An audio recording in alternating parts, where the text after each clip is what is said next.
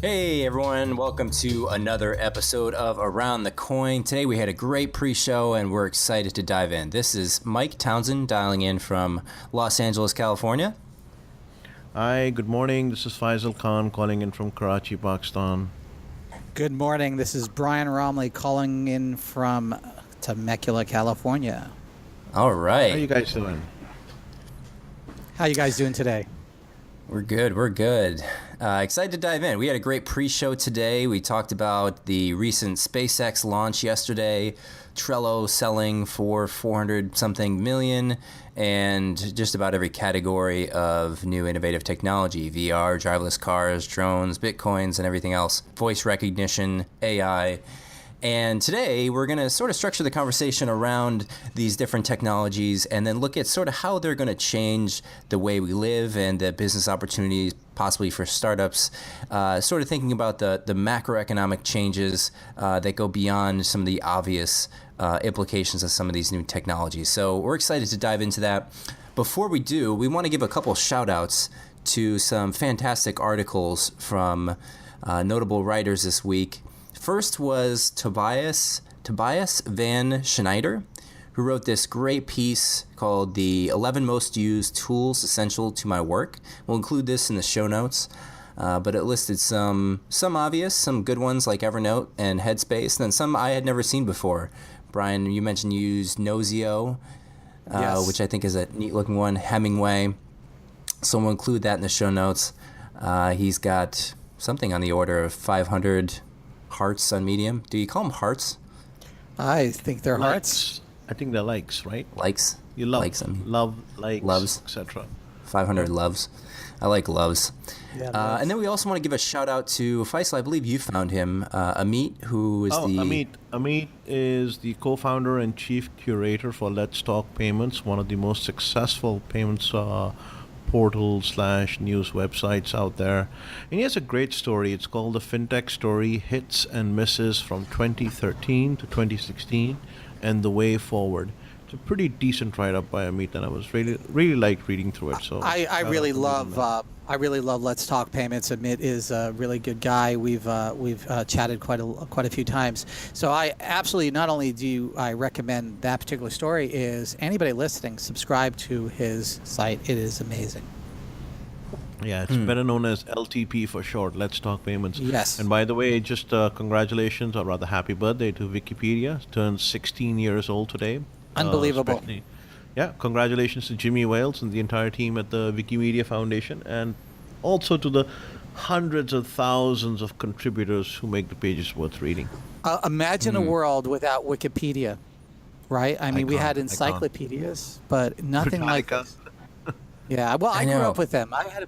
I still have them, a bookshelf of encyclopedias. I read them from the beginning to the end a few times, and nothing like Wikipedia, though. Let me ask you guys, do you guys contribute or have you contributed to Wikipedia in any significant sense, sort of before Quora? I still do, but not as much. I mean, I really like the firsthand knowledge that comes from Quora. Quora is a corollary to Wikipedia. I think you can get dry, hard facts from Wikipedia. Unfortunately, those facts are on sifting sands. Some of the things I've contributed were very of the scientific nature, if you will. And it took about 2 or 3 years before they allowed the edits to go back to what I did 3 years earlier, because, again, the current editors would say, well, that's not science yet. And I go, well, there's a study, and then all of a sudden it is. But no, there are other things you can contribute. I mean, famous persons, sometimes I will do that if I know something that didn't surface. I've studied some. I'll say whenever that Wikipedia ask comes up for donate $5, $10, $20, I always try to do it if I'm able to do it at the time, and I recommend everyone do it. I mean, it's something where I at once dove into their finances, and they're not a huge operation. They do an amazing amount with very few people, and I'm always also surprised by just how few people contribute, or I guess maybe my own social circles, but for all the people I know that write on Medium and write, thousands of answers on Quora, I very infrequently come across somebody who, significantly contributes to Wikipedia. So I'm led to believe that it's got to be a few people, much less number of people who contribute just enormous amounts. I mean, they're basically transcribing encyclopedias onto Wikipedia. And actually, they're running short of contributors because of the fact of the standards set in, some pages being locked in, yes, the references, etc. So not everyone can just come in and put their knowledge over there. It has to be vetted, screened, etc. But I believe a couple of years ago, Wikimedia Foundation actually put out an opinion out that we need more contributors because not many people are coming online and making those pages that need to be made. Yeah, it's a long tail event. I mean, really, there's some micro subjects that I've discovered that have absolutely nothing going on, and I build the pages. The only thing that is frustrating at times, and again, I'm not part of the whole Wikipedia culture deeply. I do know a few people, and so it does help me. But if you're not really understanding the culture, you could really be put off by that. And that's nothing personal with Wikipedia. It's within any social organization. How do these things organize, and how transparent is it on how it works? How do you phrase certain things?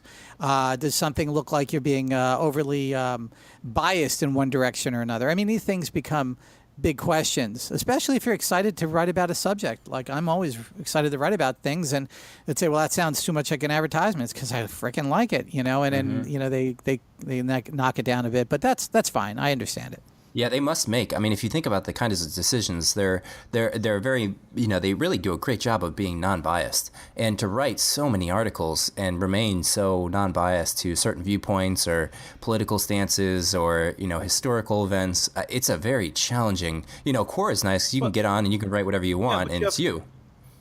You have to understand, they don't write the articles, the contributors do. They just have to manage it and make sure that the community is policing itself and so forth. They are most of the Wikimedia Foundation people are, running the day-to-day technical operations and trying to get the foundation, but they're not really working on the content itself. No, I know, but I mean, they do make their decisions on, when there's a fork in the road to be had, someone has to make that judgment call. And I just commend them on their ability to. I think a lot of news outlets in particular are subject to eventually leaning left or right. And I think Wikipedia has done an amazing job of just remaining non-biased, as challenging as that is. As much as I think you could with an organization like that. I mean, there's always going to be people that are on the either side of the spectrum that are thinking it the other way. But yeah, I think they've done a great job. And, on Quora, the other side is if you are writing something there, the community sort of sets a standard, because if you are not creating really valid, confirmable content there, I tell you, it ain't gonna surface. It'll actually be downvoted out of there. And a lot of people get very skeptical over the content at Quora, and they have a very nice self-cleaning process. It doesn't always work perfectly, because I purposely went out and surfaced content that fell below the fold because it wasn't popular view. It wasn't necessarily correct in the predominant viewpoint, but it's information I thought had to be heard. And so, unfortunately or fortunately, some people who've been on there longer can help get content resurfaced, and really quite happy to see that, especially people who would have otherwise left Quora because their content was constantly voted down. I'm like, okay, I'm going to vote it up every time, and then 200 people wind up doing the same thing, follow me, and then all of a sudden that content is up and available. So there's a lot of different self-cleansing systems on the internet. None of it's perfect, but thank God we have Wikipedia. Okay, so moving forward, you do know that the FCC, rather the OCC, not the FCC, which is the Office of the Comptroller of the Currency, is proposing a fintech charter, something like a nationwide licensing rather than the individual money transmitter licenses that everyone has to go for in the U.S. And it was very disheartening to actually read that 2 senators came out and were basically saying, we want the FCC to reconsider because we feel that this is not good and we should not be, having something like a fintech charter, a national charter. The senators in question is Senators Sherrod Brown and Jeffrey Merkley. Yes. And they actually sent a letter to the FCC, chairman, and saying, we don't think this is a good idea. What is your opinion on that, very briefly? Well, regulators' job is to regulate, so they're going to find things to actually have to be opposed to, and their job is also to protect who they believe their constituents are. And if your constituents happen to also be larger banks, it's not unheard of for them to want to protect their serf or their fiefdom in this case. I would take it. I think you mean legislators rather than regulators, because regulators are the ones coming out. They see themselves as regulators and legislators, right? Legislators want to legislate, regulators want to regulate. And yes, the OCC is trying to open up the prospect of less regulation, and legislators are trying to open up the prospect of more possibility of this not happening. But in the grand scheme of things, they are a simpatico, if you will. They both exist, and it's a push and pull. I happen to think the momentum is going to be on the OCC side, and I think especially as we move into 2017, we're probably going to see a lot more of things of this level where people are going to be able to expect a lot more. A lot of stuff that we've seen in Europe, and as far as the open API things and things of that level, I believe you're going to start seeing come to the United States. And it's a matter of time. But, I think a lot of it is just a stalling tactic so that existing infrastructure and existing players, legacy companies, could get their balls aligned in a row so that they can hit the perfect pool table shot. I mean, that's really kind of what I think is really at play here, because there's not much that you can do to really stop this directional.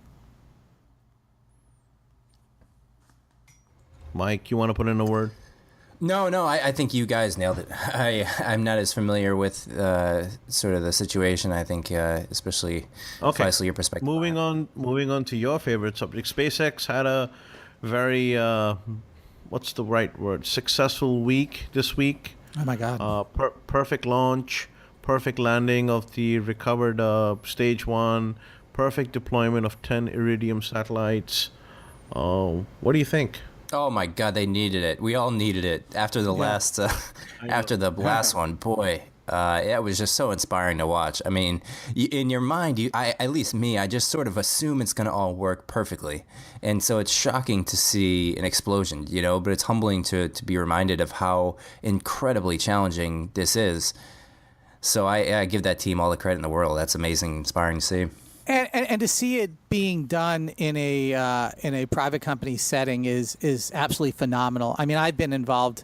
I mean, I thought I was going to be an astronaut. I was studying. That's one of the reasons why I was studying physics, astro, and quantum physics. And we've always dreamed when we were younger. All the people I used to hang out with used to want to do this stuff. I mean, I was part of the Space Studies Institute in Princeton, and Jared K. O'Neill was inventing something called the mass driver, which is still a very valid concept. It's a linear motor, which allows you to get cargo into space exceedingly inexpensively. But it's at force of 39 times 40, maybe 100 times gravity.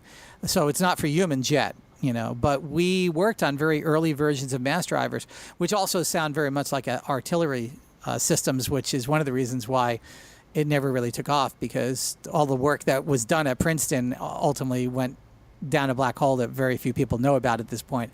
But rocket fuel and the ability to use artificial intelligence and machine learning in such a way to have a rocket go deliver a payload and come back and land it on Mark has been always a dream. But the idea that it would happen so quickly. I mean, the people, even science fiction writers, Asimov would write about this stuff. It'd say, maybe in the year 3000, the computers will get smart enough to do this, and the thing is, it was always a guess, but we're finally there, and it's reusable. There's the ridiculousness of the disposable Apollo program, and heartbreaking that if we had to build Apollo today, most of the drawings and architectural designs, etc., everything is gone. Most of the math that was done to build this is gone. So a lot of the SpaceX work, and especially on the heavy rockets that they're working on, is brand new invention with hopefully a few old timers. Elon was very wise to center this in Southern California and build in an avenue for a lot of the old timers to come in. And a lot of these folks are downloading stuff that is not even saved anywhere, and it's really helping get these rockets to move much faster and much heavier payloads. So we live in an enchanted moment in time. Yeah, we sure do. And so another thing, Trello sold for, I forget the exact number, $425 million. What do you think about that, Mike? I mean, is that a shock to you? Not a shock. I think it was. I bet it was 80% cash, $350 million in cash, probably 150 to last the end. I think those guys had tremendous growth. They only raised, I believe, $10-50 million. So, huge return for that team. I mean, they're incredibly smart, built a great product that I think was sort of overlooked, which is just people outside of tech. I mean, if you're starting a project, a school project, if you're in, any industry, you don't need to be familiar with software, and they make it so easy to use. But I think it was sort of underappreciated by most folks in the tech industry as to how many people across the world use Trello. I mean, it's absolutely enormous, and they sort of were flying under the radar since the proliferation of Slack. I mean, they just didn't have nearly the kind of publication they did, but it shows you there are unicorns underneath unicorns. And what's interesting is not only just tech, but a lot of the venture capital community saw it as an also ran, I guess, and obviously, they missed out on an incredible opportunity, and I think it's a learning lesson. I think it's a good news story for people who just go out there and bang out something that's really great, and it surprises the world. And I think the lesson there though too is Trello was what I don't want people to think is that they just sat in a room and they just were great developers and they built a product and sort of, it's easy to do. I mean, they made it look so freaking easy that if you're sitting there as a team of very capable software developers, designers, like these things are really challenging. I sort of think the levels of abstraction on the 10,000 decisions that you have to make a great product are really difficult in the sense that you have to have a strong philosophy of what the user experience should be like. And making it consistent, especially across a team of 10, 15 plus developers, is really challenging. Some people value speed and elegance or robust and feature-rich capabilities. And I think Trello did a fantastic job of making public their product roadmap. I mean, since I believe day one, they made a Trello board showing what they wanted to build, and they got the community engaged, and people would sort of vote on that and contribute to those ideas. And so I think that was really powerful for them, helped them, in the long run. Brian, you there? Yeah. Are we recording? What happened? Yeah, it's okay. We are recording. Yes, we are here. Just type. We'll edit this portion out, but I don't want to stop the recording. Just ask Mike to come back in.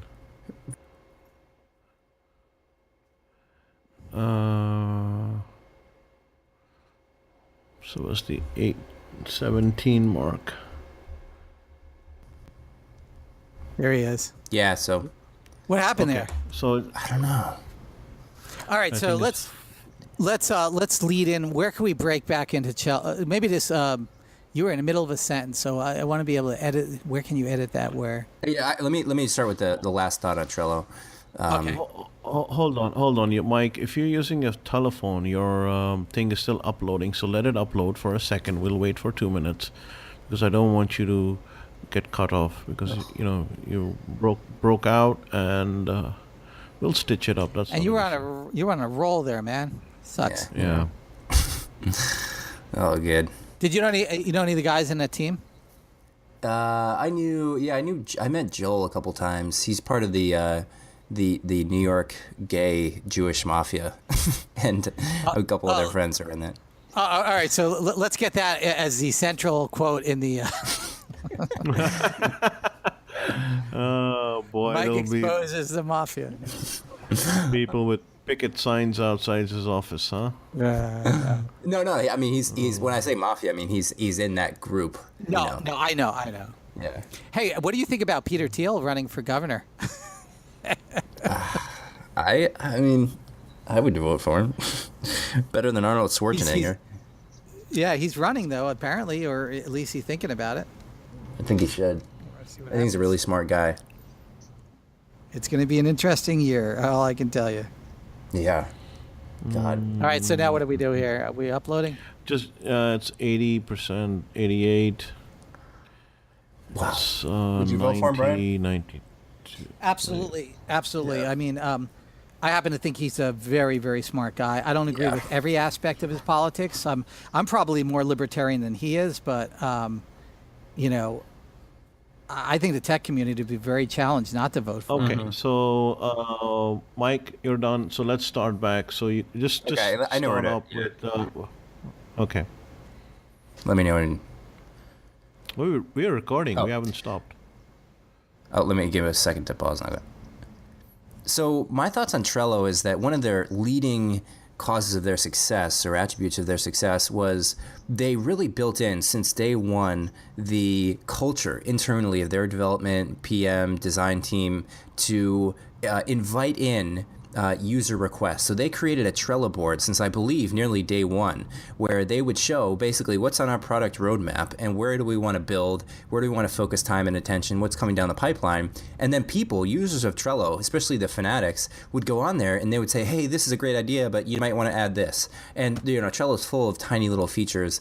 And so through their engagement with the community and their ability to harness through their own product, coincidentally, the interest in the community, I think they were able to develop just an enormously punctual product, something that really fit the demand of the users perfectly. And I think because of that sort of community engagement with their users, that's what led in large part to their success. Not to mention very practical, not too complex, and one that mimics the physical behavior of the physical board. So very easy to use, and because it is so easy to use, the cross functionality it has across all verticals where it can be applied is just phenomenal. Yeah. I agree. So we haven't even gotten to the real meat of the show, which we're really excited about. So we wanted to dive into, and I think we've sort of touched around this around the edges, but sort of specifically hitting into 6 different major technology trends that we're the three of us I know are really excited around getting into. It feels like we're at the cusp of engagement for some of these new technologies, and I hate to say we've been stagnant as society because it's certainly not true.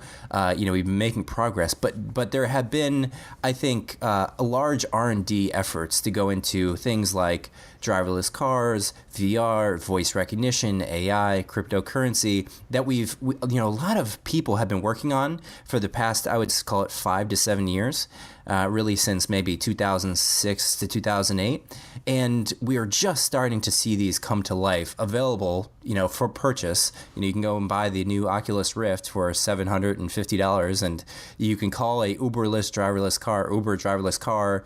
Drones are now being available and used in enterprise and commercial applications as well as consumers. Voice recognition, clearly Alexa and Echo and OK Google, they're really exploding as we saw at CES. And Faisal, you give a few great examples of AI, and clearly Bitcoin cryptocurrency has been sort of exploding in the last few weeks. I think we're starting to see all these start to emerge at one time. And I don't know if it's coincidental, if the tipping point for each one of these technologies has just happened to be realized in sort of the same 3-year time window. But we want to sort of dive into each of these and look at how does VR, how does driverless cars impact the everyday person's life in the non-obvious ways? And then what sort of startup technology companies are available. If we gave the example pre-show of many other examples, but driverless cars are going to massively change real estate prices. Cars are going to allow people to commute much longer distances. They're going to sleep in their cars, read, work in their cars, so you can live, much farther away, and thus real estate is going to change. But let's kind of go through these, if we will. Kicking it off, maybe. Why don't we start with driverless cars, because that's Sure. really a foundational thing. Mike, you're absolutely correct. And, once again, history is great at informing us. In the 1825 era, the canals in the United States were thousands and thousands of miles. It had taken most of the 1700s and 1800s to build this canal system. The canal system was initially designed to get products to market. And we could get products from all the way out to Indiana to the east coast of the United States via Lake Erie and a few of these Pennsylvania canals, and of course rivers were part of the canal system ultimately. But these purposely designed canals actually were the beginnings of also commuting systems. Everybody thought commuting started with the horse and buggy. This wasn't practical. The road systems outside of the major cities really were making it impractical. So some entrepreneurs started to use the canal systems in the United States for a self-driving car, if you will. And some of the early ones were actually horse-drawn. So along the canal system, a person would sit on a reasonably small canal ship. Sometimes they were carrying cargo and they were taking a free ride, and sometimes they weren't. And they could sit down, go to sleep, read a book, watch the countryside, or read a newspaper. And it allowed for this productivity. And if you read about if you go to the microfiches of some of the newspapers in, say, 1850, and you look at, people commuting from Trenton to Philadelphia via canal, the canal system, it's literally like they're futurists talking. They're saying, one day you'll be able to just get into your canal ship, get to your work in Philadelphia, and be back home for dinner in Trenton, New Jersey. Now, that sounds like it's no big deal with the car. And you'd say, well, isn't that what the railroad was about? Railroad was centrally controlled by one entity. You had to it's public transport. You had to be there at one time. Yes, you could sleep and you can do all those other things. The canal was the beginning of what the automobile concept looked like. And it already gestated into a self-driving modality. And one could also argue the horse and buggy on proper roads was a self-driving system because the intelligence was in the horse. The horse would bypass obstacles. It would stop if there was something that shouldn't be there. So we're going to duplicate that. So if you look at what happened historically, there was a revolution. And people started thinking about the automobile of that era, the canal ship or the carriage, as being just another room that you happen to be inhabiting while you happen to be going from point A to B. And if you look at historically what that did to real estate and what it did to lifestyles, it was phenomenal. It got people to get out of the city. The canal was the very first system that actually helped people to really want to get out of the city and become agricultural and manufacturing economies that were remotely located. Because prior to that, how did you get your product to market? If you wanted to locate by a big river and you used water power as your machine, as your power source, right? And all these belts in the factory, et cetera. How did you get that product to market? Well, later on railroads, but for most of the early 1800s, you were using the canal system. And actually, it turns out the canal system is really even more practically important even today, although very few countries still use it. I mean, I believe in England, in London, outside London, there's an area where farming produce and such gets to London via the canal system. At least about 10 years ago, that was true. So moving forward, self-driving cars are liberation in the sense that the commute is also part of your home, right? And it's an extension of another room of your home or another room in your office. And you're going to be more productive potentially. You're going to be able to do other things rather than quote unquote just working. And I believe this whole concept of where work and private life used to exist in, say, in a 1950s sort of epoch. You went home 5 o'clock, you have a beer, you watch TV. That's all over with the smartphone. So, as much as that is a good and a bad thing, I think we'll come to grips with that. And Europe is actually saying you don't have to answer your smartphone for work when you're at home off the hours. But I believe ultimately people will start seeing themselves as being the ultimate product that they're creating and being available anytime that makes sense for them, makes sense, and working whenever they feel like they want to work. And using this productivity is going to help. So I believe the canal system is going to inform what the self-driving car system really did, and that was. Let me pave the conversation here. So when we assume self-driving, we're assuming the level 5, completely autonomous, driving with no one in it, powered by software and completely electric. So in the future, right, when that happens, there'll be no local mechanics. There'll be very little need, or no one will own actual cars. car dealerships, consumer car washes, auto parts stores, gas stations will disappear. The auto industry, the auto insurance industry as we know it, will basically go away. Traffic lights and traffic signs will become obsolete. Large-scale battery vehicles may fill the role of power lines. So we can sort of look at it and say, taxis, truck drivers will go away. People will have much more money in their pockets as they reduce the need to have $30,000 expenses. Roads, the wear on roads will be much lower. I think just the number of things, all parking garages, downtown areas will be obsolete and they'll be able to use for other things. I think like the degree of all these things changing at once. The finance industry will go away. I mean, we're not going to need to sort of fund it. I think it'll also consolidate the number of people who own sort of the core competencies of the world's economy. Uber, Google, Amazon, etc. could own a much larger percentage of our economy, and that's a reality we would need to deal with in whatever way we decide to.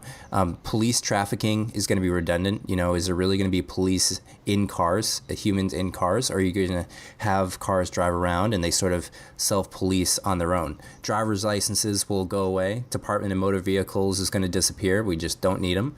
If people don't drive, people won't even learn how to drive. So, when my children who haven't been born yet, it's questionable whether they're ever going to learn how to hold a steering wheel or not.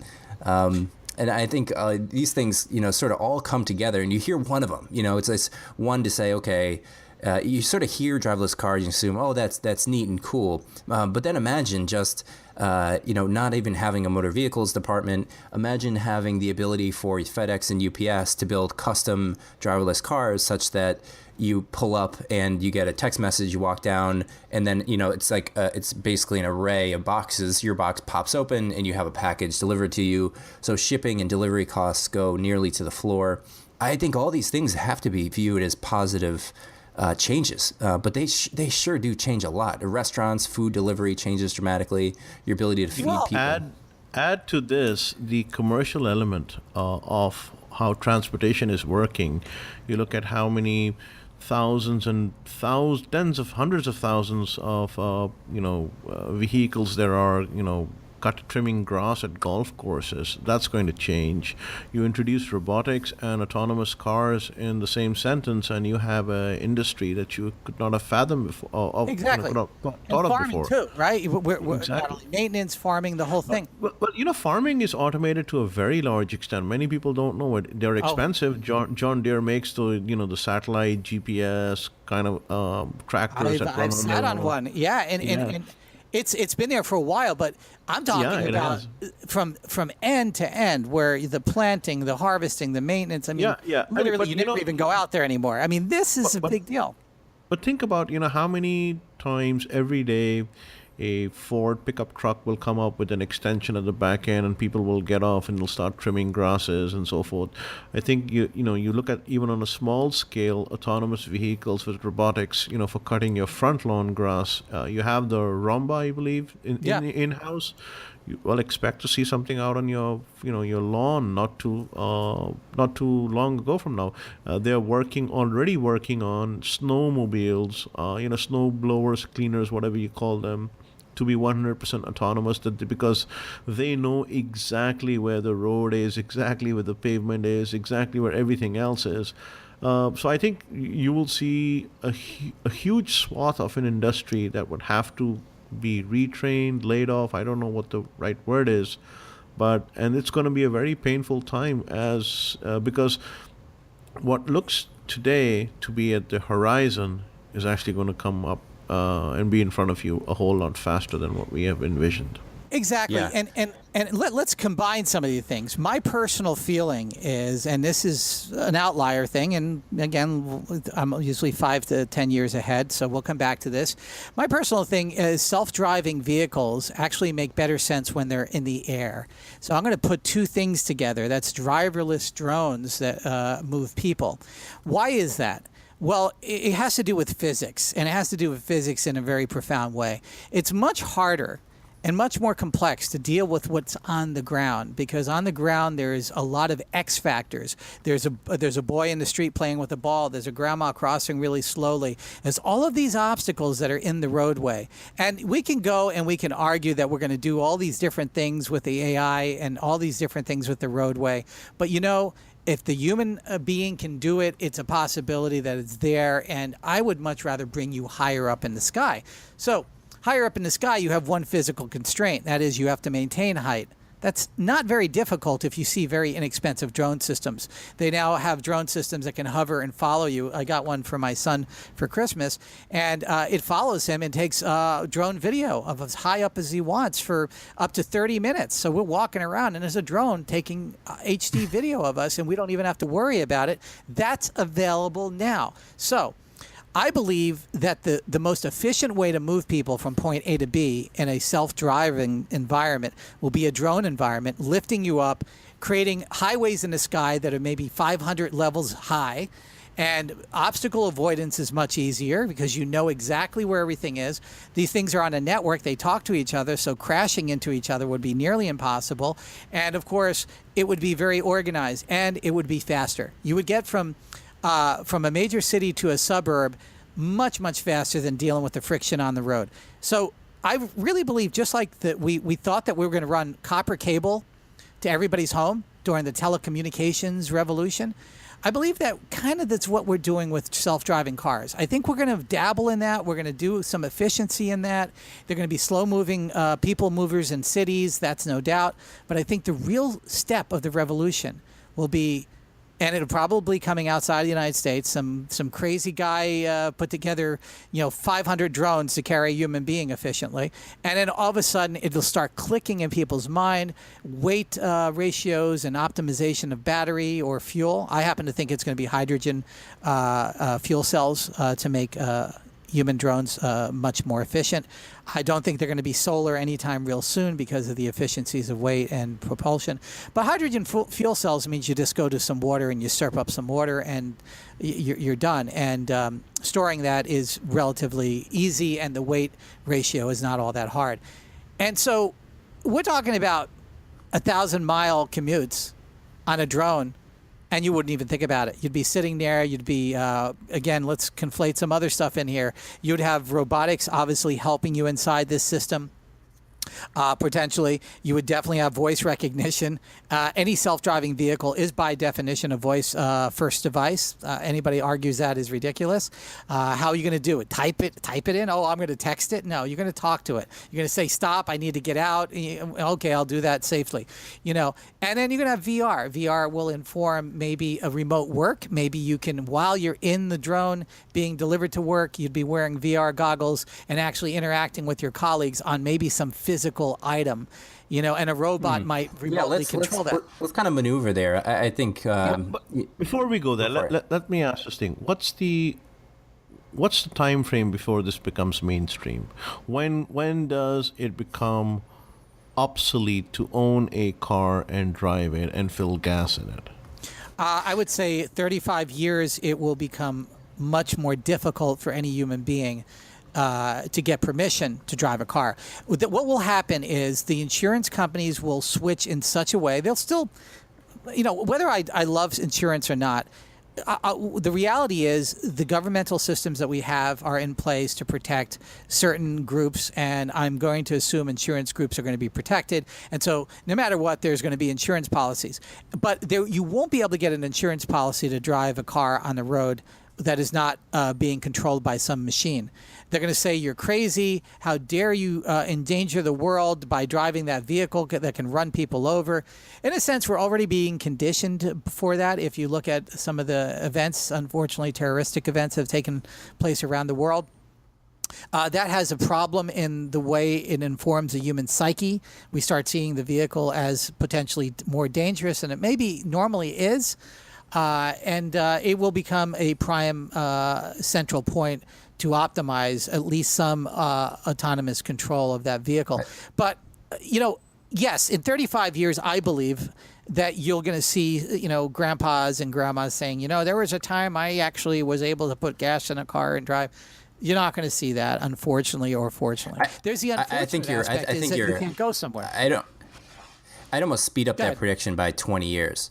Looking at some hard constraints that are going to happen. Germany passed a law that said it's not going to register any cars that are not fully electric after 2030. Ford CEO announced fully autonomous vehicles that don't require people to be in the car are going to be released for service in 2021.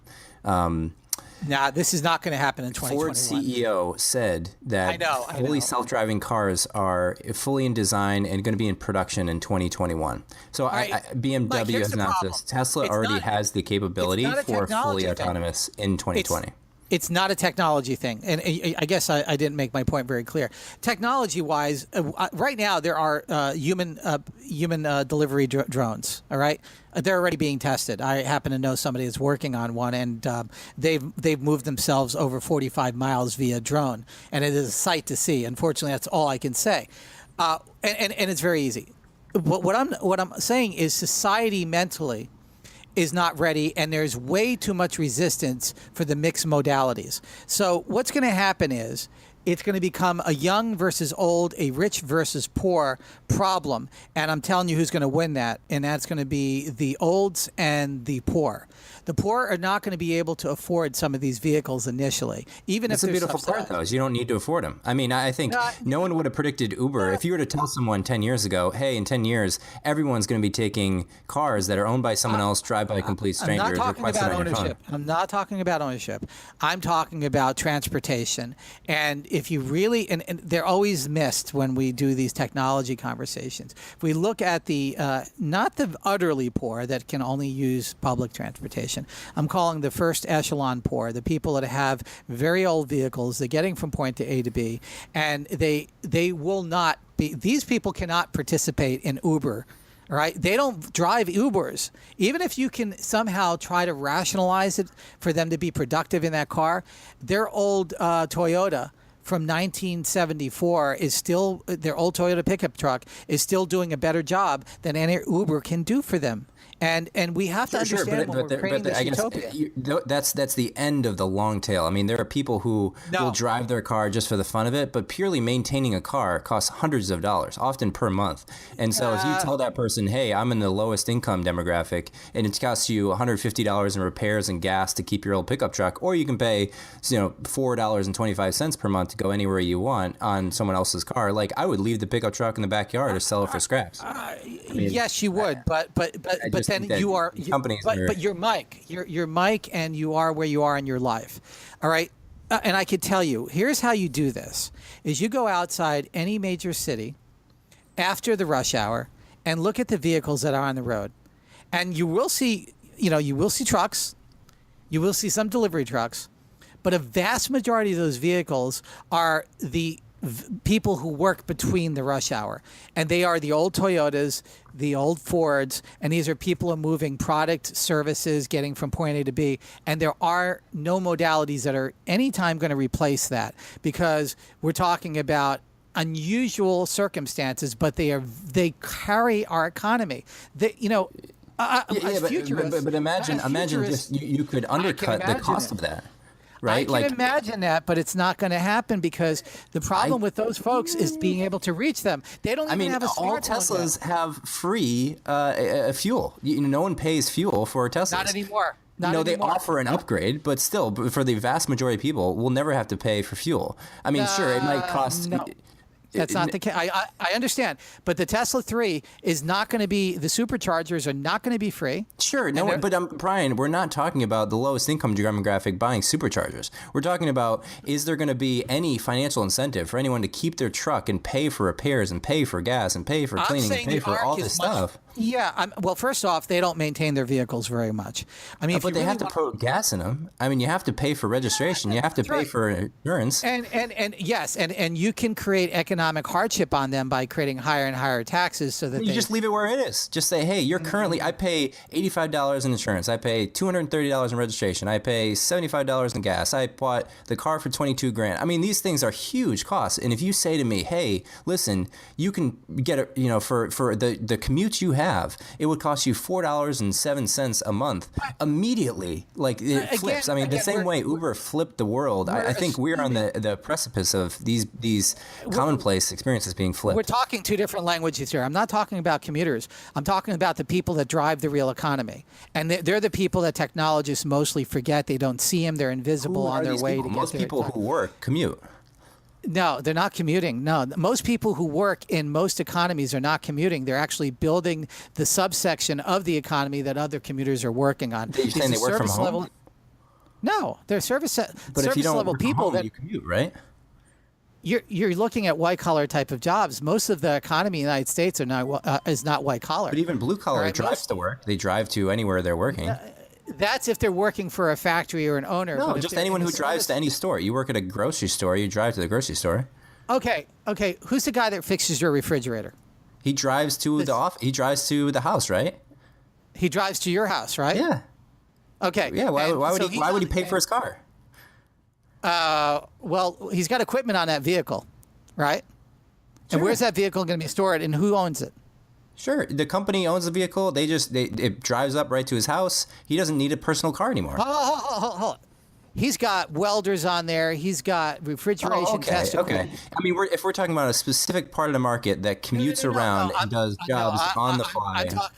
I'm talking about a significant cross-section of the economy that most economists and most people in Silicon Valley think don't exist, that somehow they're going to go away. I don't think that. I think that's just not a huge percentage of the economy. That's 62% of the actual workforce economy. 62% are those people. Yeah, I agree to disagree. I don't think. That away.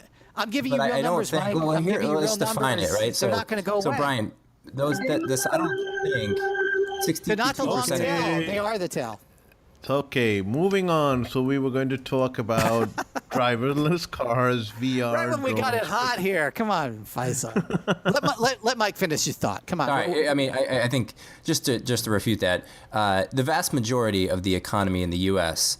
is not driven by people who rely on their car's tools, the tools inside their car to go to someone's house to do a job, but it's people who use their car purely for transportation of their body. They have a backpack, they have, maybe a toolbox, but they're literally going to a construction site, they're going to an office, they're going somewhere where if another car picked them up, and Uber has proven this through their growth, that if you just give me a backpack and you transport me, that's all I need. And I think for that majority of the population. I'm not disputing that the Uber model works. I'm not disputing any of this. If you talk to me. I'm a technologist. What I'm trying to do is show you the contrarian reality, and the contrarian reality is often overlooked, and it's why many of these companies fail. It's why a lot of people who try to build models of the economy who don't live in the real world wind up failing. The truth is, 62% of the real workforce. I'm not talking about the money.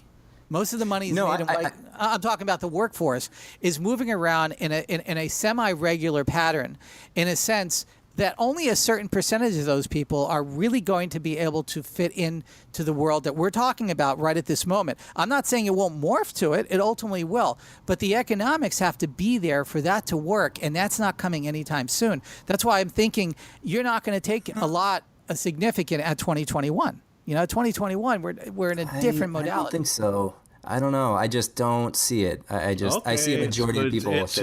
It's good to disagree, but we have one topic left. So Gotcha. One topic that you brought up, Mike, was, will society need to offer basic income?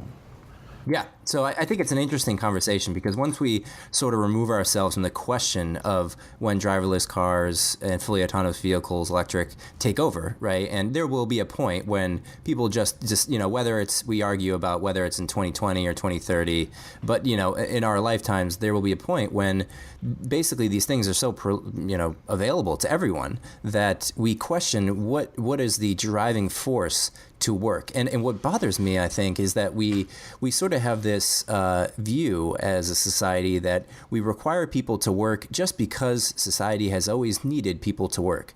And I think it's worth re-questioning the assumptions and saying, is it something that we absolutely need? Should there ever be a point in society when, fast forward into any date you want, in which people have food available, created by a machine, they have entertainment, transportation, housing, everything costs no human effort, right? There are things that you can just live without human effort. So basically, do we want to create a society at which we require people to produce, or can we say, here's basic income for people to live? And I think it's an interesting You have two scenarios. So the one is going to be the existing workforce, the one that will get displaced, obsolescence sets in as far as the workforce is concerned, and they would somehow have to be compensated because robotics and machinery and automation, etc., has taken their jobs that are just not available. And then you're also looking at a workforce or a generation that is born by the state giving them money, and they don't know what it means to go out and work per se. Well, let me kind of paint a picture here. We already have this, right? We already have Medicare. We already have welfare. We already have systems in place socially that pay people and give them benefits. Public housing. I mean, I can go on and on. That you give them benefits for virtually just to help them, and I think that's a rightful cause. The question is, should we do it to a point for everyone that enables them to live a very, very basic? I mean, you're talking just enough to have a place to live and have food, so you're not starving and revolting. Should that be enough to say, we implement this practice, and then people who want to live at the lowest levels and just have enough to eat and live, they can do that. But there's still plenty of motivation to get up and produce and build something valuable. I don't think in any way basic income in reality will reduce the drive for people to produce. I mean, if you told me, hey, I can make $1,200 and live in some town and have enough food to live, if I had no job opportunities, that would be a great deal. But it's just not interesting for most people. I think people keep that drive. So that's the first stance I'd make. I think Brian would agree with me there. Well, I do in some levels. And here's the problem. The problem is some of the best work that has ever been created in the world has been done under the pressure of trying to be creative, number one, and also trying to perform a function that keeps your family with food and a roof over their head, or even just yourself. I mean, when you're younger, it's yourself. When you get a family, it becomes very real to you because now you're worrying and concerned about everybody in your family, and so the question now comes down to what really motivates human beings and the philosophics. Now, we could spend shows on that, but I'll just give a simple overview. Whenever we talk about utopian futures, there's this inevitably comes up, and it always comes out of a very good-natured part of the human heart, and that is we don't want to see people suffer. Nobody wants to see anybody suffer. So the question now comes, in an economy where there is a basic income, the producers that are making the capital in the economy are, in a sense, one way or another, subsidizing everybody within the economy. So what happens then is the ones that are producing are now starting to look at the ones that are not producing, and two modalities can a few, but let's call two primary modalities can develop. One is, how come that person gets something from my work effort? I don't need my universal basic income because I will never live like that. And whatever like that is, because when we look at people who generally get something for free that they don't quote unquote have to work for, there is a tendency within some portion of the human population not to maintain it, not to care for it because they don't have ownership in it. It's not really theirs. And then if it isn't theirs and it gets dirty and bad, they can just kind of blow it up and move on to get something else. And that has a drag effect psychologically and financially on the producers in an economy. So now I'm the producer, right? And not quite, an Ayn Rand novel here, but, what happens is you have a collection of the high-level producers in the economy, and they start looking at each other and saying, listen, are you ever going to live that way? You want your kids to live that way? And again, to them, it might be a put-down universal basic income sort of existence. Go, no. Well, let's move out of this area, and let's form a society where you get to rise and fall based on your own efforts. And so what ultimately winds up happening is the question is, who gets to decide how much is the right amount? Will the producer prices of the basic goods rise up in an inflationary pattern because now they're the table stakes of everybody's life? For example, milk producers, right? Everybody, let's assume every family wants milk, and they're growing families and they have universal basic income. But what if the price of milk rises much more higher because a number of milk producers indirectly conspired and they figured, everybody's got to get milk. Milk has been cheapened because it's part of universal basic income, and that's what people basically buy. So what happens in macroeconomic models when there's a universal basic income, some of the basic commodity products, milk, cheese, meats, some of the basic vegetables, housing, heating, all this, they actually wind up rising up in an inflationary pattern to almost negate the prosperity one would get from having that fund in your life. So then there has to be an inflation in the fund that you're getting from the central authority, the government, whatever, and then there's an inflationary pattern. So then you got to go back and say there's got to be government regulation to force producers not to inflate the prices because it's part of basic universal income. Let me comment on that.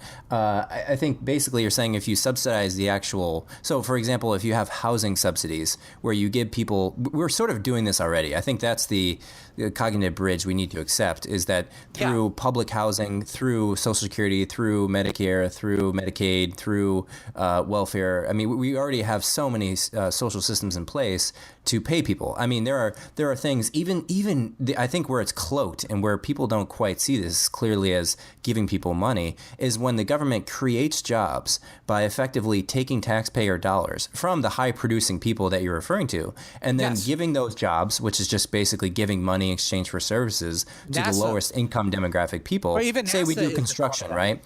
There was a guy I had dinner with, and he was explaining to me the recent regulation on solar power panels, and said basically Solar City as a company is riding on a fallibility of subsidies, which is that we are paying people who own houses to get reduced cost of electricity or reduce, But so are Teslas. Teslas are subsidized too.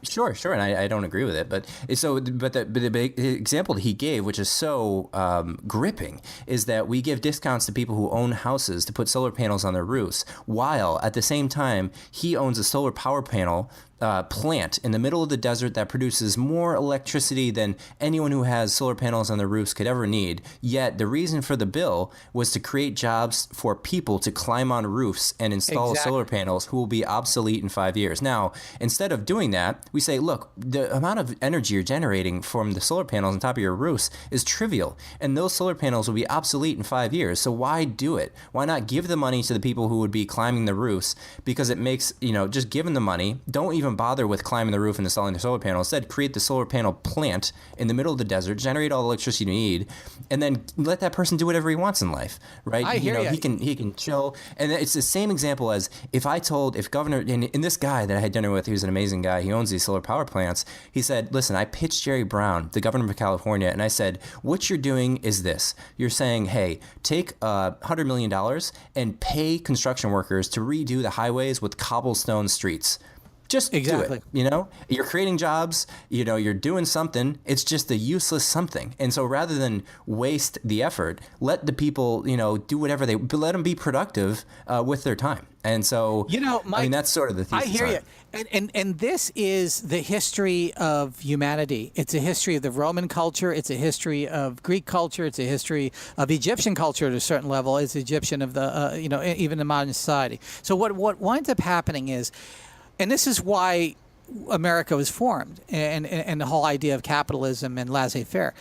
A central authority sounds great, especially to technologists, especially to me. And there's so much truth in what this gentleman is saying and the logic. And that logic is, let's appoint somebody whoever they are, to be all powerful over everybody's individual decisions and make a collective decision on our behalf financially. And short term, it's going to put a lot of guys, your next door neighbor out of work, the guy that carries lunch to his construction job, and the guy down the street. But long term, somehow nebulously, it will help everybody because we'll have cheaper energy. The problem is, how do we bridge that gap? Because a sitting governor is not worrying about, unfortunately, 30 years, 10 years, even 5 years. They're worrying about what's my unemployment look like in 6 months? Did I have and unemployment is the bottom line. It shouldn't be unemployment. I mean, we have to move away from that eventually, because what you realize is people who are unemployed are just a risk to society that they're going to revolt. Now, don't get me wrong, I'm the biggest libertarian there is, but I sort of think as libertarian goes, the philosophy there ends up creating consolidations of wealth such that you have huge unemployment of people, and unemployed people who don't have the ability to live are going to revolt. And that's just not a stable society. And that's my rational idea. We talked pre-show about the logic of building a pair of shoes with a bunch of underpaid, uneducated individuals on another part of the world, shipping them 8,000 miles, because in somebody's view of capitalism, that's perfect capitalism. That's not. That's a version of crony capitalism. It would be much better to build those robotically with some human help and human labor in your own town, in your own city, so that you can experience and help fund the prosperity in your area. So your area is known for a certain type of shoe, and if it turns out those shoes are great and other areas want to buy it, then they might move these shoes further down the street. The idea is, if we look at the old model is we're going to find the cheapest pool of labor. We're going to exploit that pool of labor. This is unfortunately part of what crony capitalism has been like for unfortunately 3,000 years, if you really want to look at it, if you look at even early cultures. And we're going to exploit that labor pool. And we're going to try to keep them down. We won't let them learn a language. We'll let them get a degree, and then, we'll teach language. But ultimately, the current form of government and capitalism that we have in the world today, just about everywhere, requires an exploited class of individuals. Now, I'm not a socialist. I'm on the opposite side of this.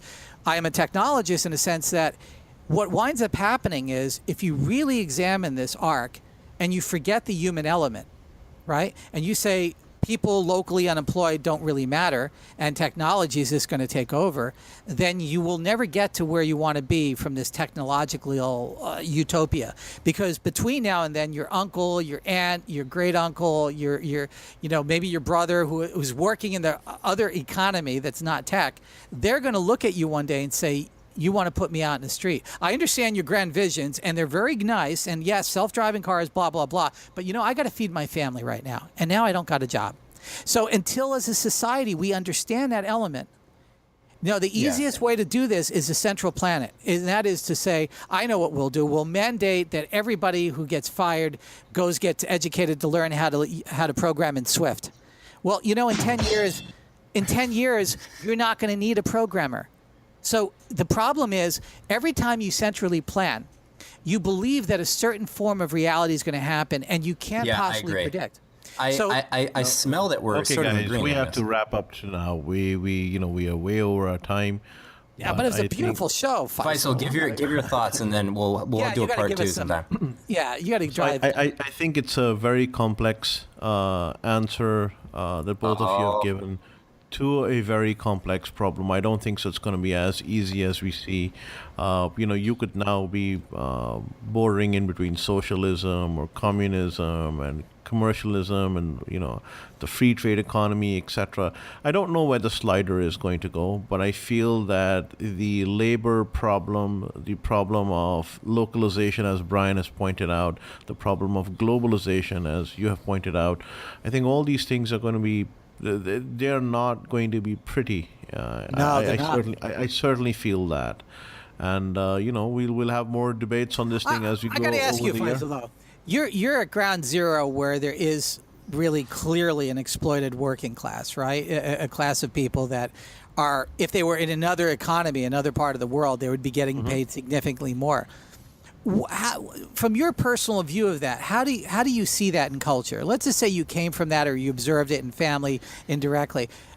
getting that person on the rung number one out of that exploited class where they're just kind of basically doing some. I think it's a lost cause, to be very honest. As brutal as it may sound, the population numbers in this part of the world have gone through the roof, and I don't think so any government is ready to understand what they need to do to take care of all this massive unemployment that will come in, that will eventually seep in.